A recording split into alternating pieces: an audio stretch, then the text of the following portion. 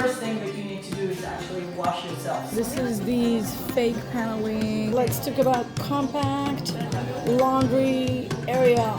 Love it. Tiny little setup.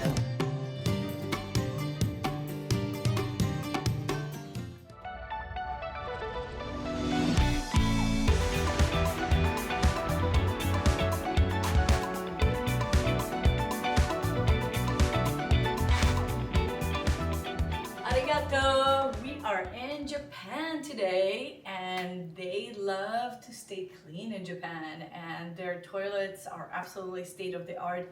I know a lot of you are already using a bidet and some clients that kind of questioning the use of the bidet. I tell them after you use it once, trust me, you don't want to go back. And my husband holding the camera here, shaking his head, he's like, yes, when are we getting one? As soon as we coming back. So the good thing is the bidet is not the thing of the past where you have to get the whole separate bowl and you don't know if the water are going to be hot or cold or whatever, it's just coming out. Right now we actually call them washlets. So it's actually just a seat that attaches to your existing toilet and it's pretty easy. You can do it yourself. The only thing is you might need to get an electrician to run an outlet for the full use of the bidet. There are what they call manual washlets that are very simple, that you don't need electricity, but really you lose a lot of the features. So come with me, I'll show you. This is the one we have here in our hotel. So in Japan, they really like to keep hygiene really separate. They have a whole bath routine that we'll talk about in a few minutes. But for now, let me show you the toilet. So this way, they like the toilet to be completely separate compartment. In our hotel, it's actually even on the other side of the room completely. All right, so this is the toilet that in the US, I believe it's known as the S7, which is pretty much the state of the line. So let's go and see what's happening. So it greets you, it opens up, the lights turn on. Right now we had the lights, but if it was dark in here, then the night light would turn on. But this is your typical Japanese toilet room. You have a very little sink to wash your hands, and you have the remote on the wall. So let's see what it does. So you can clean your front and the back. You can have different type of heat. You can regulate how hot you want the water to be. And there's this one, again, this is the nicest one, which has the dryer as well. You can also have the seat open and close. So if you're a dude and you need the seat up, or you can do that as well. And you have the button for that. And then after you're done, most of the time it can also do automatic flush, bun, okay. But you can also flush it yourself, so there's a lot of different options. And yes, I should have put my shoes on. You have separate shoes when you walk into the toilet room. Again, very, very hygienic way of living. So you put those slippers on, and then when you leave, you get into your regular room slippers, which I'm not wearing right now. All right, now let's discover the bathtub and the bathroom. So we are very lucky that we actually have our own private onsen in our bedroom in this hotel. But the onsen tradition is very widely used around Japan. People love it. It is mostly used in public baths. So it's going to be separate between men and women. And you have a whole tradition of how you come and do things. In Japan, they really like things to be very ceremoniously. So let's take a look what you do, because you can't just plunge in. So as I said, this is our private onsen. Most of the time, those are going to be public, and they are separated between men and women. And if you had tattoos, you were not allowed to go. And some locations, some of the public ones are still not allowed. So back in the day, the tattoos were a symbol of the Yakuza, and they didn't want that in their locations. So lucky for us, some of the hotels, but most of the hotels we're staying are quite Western, and also this is a private one, so we don't have issues with our tattoos. But if we would try to go into a public one, they would not let us in. Otherwise, if you have a small tattoo, you can try to cover it, but otherwise they won't let you in. So again, in our hotel, there's also private separate rooms, not just in here, but we have this one. So let's see what's happening here. So you have the tub with very warm water, and it's beautiful. You hear the sound of the water throughout the whole time that you're here. Actually, when we're sitting in the family room, we can actually hear that water and that sound of the water with the beautiful bamboo forest behind us. It just makes absolutely fabulous Zen moments. You can sit in this bathtub for hours until you feel like baked potatoes. But so you can't, as I said, you can't just jump into the bathtub because they're trying to keep those water are usually mineral water, clean water, and they want to make sure they keep it this way. And if you get closer, you can see that these waters are pretty much pristine. There is a circulation of water, but even in the main onsen of the hotel, the water is absolutely clean and pristine. So what you do when you go into an onsen, the first thing that you need to do is actually wash yourself. So even in public spaces, you will have a separate stall where you have to sit or stand, whatever you feel comfortable, and wash yourself. It usually gives you everything that you need: soap, conditioner, shampoo. If not, if it's a public one, you probably need to bring it with you. We haven't tried a public one, but you really need to not just rinse yourself like your old school, local pool in the US. You really need to scrub yourself really, really well to make sure that you are clean before you actually go into the onsen. So after you are done rinsing yourself, then you can go into the tub and sit in here and enjoy the view as long as you want. So this was all about onsen and bathing tradition in Japan.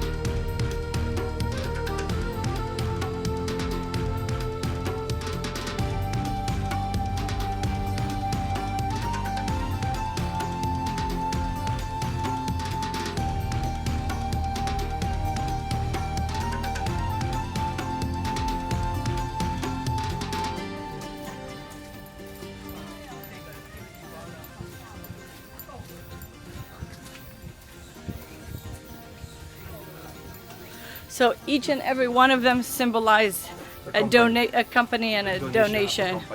Yeah. So they expect an help for their business because the mountain is a power spot. Yeah, so you can't see it when you're going up, but when you're going down, you're gonna turn around and you see all the company names. They spend thousands of dollars to have their name here. Donation to the shrine here.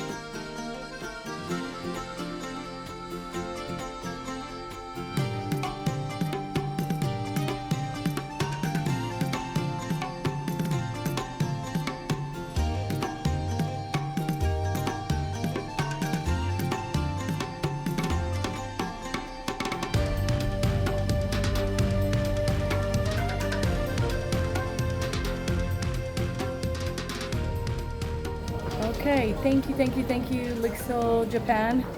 My little name tag here, walking around the showroom. Everybody thinks that I'm crazy. What is this American doing? But we really enjoyed our time here. Lots of inspiration as far as small design and small opportunities, but also really amazing features that you can use in your kitchen, and hopefully we can get them in the US soon. Again, a lot of surprises also, that a lot of us think that the Japanese society is very, very techy, but it seems that when it comes to their home, actually quite low tech. No fancy ovens, no fancy refrigerators, just really the little bit that they need. Again, the spaces are really, really small. They don't really cook a lot, and then they cook very, very quickly for a specific meal with not a lot of leftovers. And again, for the bathroom, we talked about the different restriction because of the earthquake and all the crazy typhoon weather that we're having. That talk about tiny. This is just enough to wash your hands in there. That's pretty much it. So if you have small space, like, you can fit that. So sometimes, honestly, we're not thinking about it, but I would love if we had it in the US, because they are useful in some spaces, especially in a powder room or like a small commode room where you just want to wash your hands there before you leave. Love it. Tiny little setup. You really don't need more than that. You just have a little bit of storage and a toilet.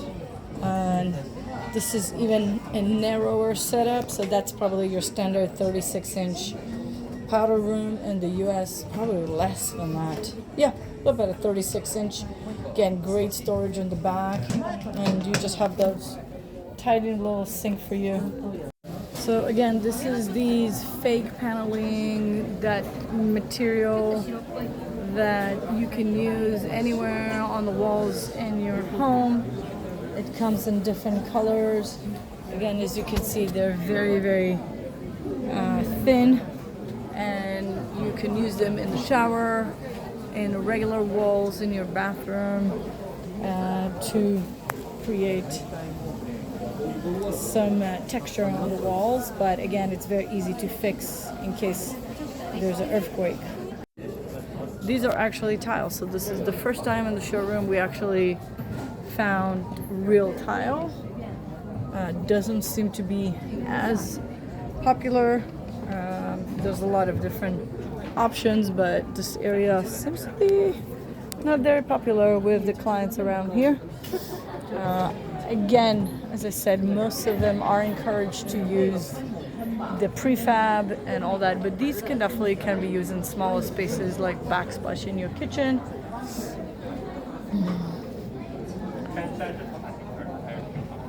Those are really cool. Some of those tiles we know, and we used those before.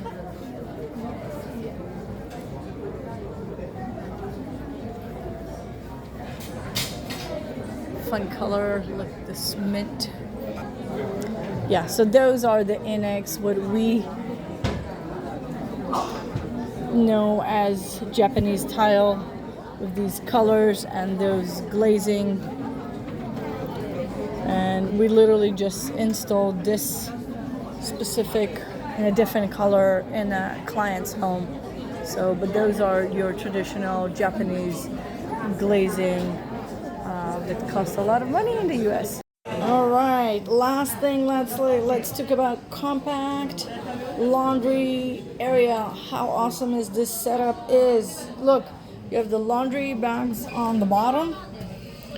You have a little shelf here. You can use it for folding. It's not very deep, but it's really probably just for folding, or actually you can drop your clothes on it while you're trying to load it up. And then you have the actual machine. Again, remember, they like to hang their clothes dry, not in the washer, but it looks tiny, but it definitely has a good sized drum and probably can fit for, like, I don't know, my clothes probably a week worth of clothing, but if it's a family, a larger family, you can probably fit like 2 days of laundry in there. So it's actually deceivingly large in there. Not a lot of options, but you know, just enough as that you need. And then under it you have all the organization, all the stuff that you need for your washer and your linen. And then here you have a little rack to hang all your clothing to dry. Yeah, so it could be just a laundry room, but in this case it actually also part of the vanity area where you can actually shower. So again, maximizing the space. Oh, there you go. She moved the laundry baskets to the top to put them on that little shelf so you don't have to bend over or be wild like I am and just dumped everything on top. Okay, so last closing video. This is actually an accessible bathroom. They do have that in the showroom here, which really makes my heart happy, and it explains how it's being used. And they even have a wheelchair. So they actually have a kitchen area that it is open, so you can roll with the wheelchair right under it. Induction cooktop, as we always talk about, to be very safe. The hood is much lower, but it also comes with the remote, so you don't have to worry about reaching anywhere. Also, the outlets are a little bit closer to, they're actually sticking from the wall, so they're a little bit closer. So if you are sitting on the wheelchair, it's actually very easy to reach the outlet. And there's also a remote for the cooktop. So this is kind of shows you the different functionalities. Oh, here it is. Andy, can you help me here? Press the button. No, you turn it off. Turn it on. Up and down. I think you turned it off again. There we go. So everything is actually coming down to your level and going back up. So yep, that is very nice, accessible kitchen that they have around here, and it shows you the different height that you need for a wheelchair. Again, just basic drawers with organizers over here, and of course the sink is actually not as deep. Because you're sitting down, you don't want the sink to be that deep, so it's probably about 6 inches deep. So the bathroom has a bidet, of course, but it also has a whole system of grab bars that can be folded. So if you don't need to use them, you can just fold them back. We usually use the Heyo system from Germany that is very, very similar to that. So check out our photos from the project. We use that. They're a little bit nicer and less industrial looking from that one. As you can see, everything is pretty accessible. You can roll into the vanity to wash your hands. It's very easy to use. And yeah, and this bathroom, of course, area is a little bit larger than your normal. And then in the shower area, the tub area, you have this awesome machine that you can roll into it, open it, very accessible no matter what height you're in. In the shower, in the vanity area, again, it is open but cover on the back, as it should be. Very easy to use and roll. And again, the outlets are a little bit closer. The lights are on the button over here, and very easy. And then let's look at the shower. So again, shower is a rolling shower with a drain. You have the different grab bars.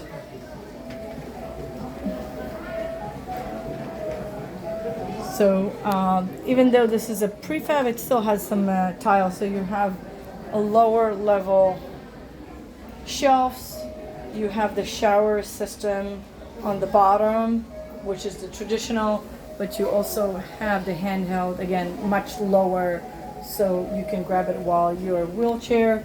And then here you push to get additional water, I think, to change it to where you want to be. And I think these actually has some water features in this system as well. All this is actually, you have water coming out of that as well.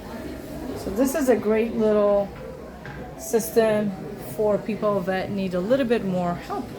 Well done, Japan. All right, thank you so much for sticking around. So again, this is all for LIXIL Japan. Thank you again for having me. There's some crazy American walking around their showroom taking videos, and I really appreciate. So arigato gozaimasu. And as you can see, a lot of inspiration as far as the interiors of their kitchens, as far as the different accessories, how to make a small space so much better with sliding doors, with accessories and everything. We found out that, you know, we feel that the Japanese society is very, very techy, but it's not, definitely not when it comes for their kitchens. Much more low tech. They don't really cook a lot. If they cook very quick and fresh meals and move on. We also learn about the prefab and the different constraints that they have about their bathrooms situation, but it's still, they make it really beautiful. And this is it. So thank you so much again for joining me for another design tips and sips. We've been drinking a lot of sake around our trip, and we had some really great coffee here. So make sure to follow along. This is it from Japan. So let me know, where do you want me to go next, and where should we find inspiration around the world? So if you're not following, this is the time to click and subscribe and join our channel so you can see all the amazing stuff that we have from the US and from around the world. And until next time, have a colorful day.